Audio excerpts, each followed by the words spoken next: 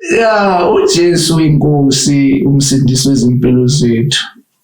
Wahamba kuJesu loke simakethe ngifuna ngokungibaleka. Kodwa ekugcineni ngaze ngahlangana noJesu ngingculazi. Yafika ingculazi empilweni yethu, yasibamba ingculazi, yasisidonsela kuye lo Jesu kade simbalekele. So yena kade azi kahle ukuthi uzosithola nini, kuphi, kanjani. So besihlale Soweto eZola, sihlalile sasuka eZola sazohlala e-Orange Farm.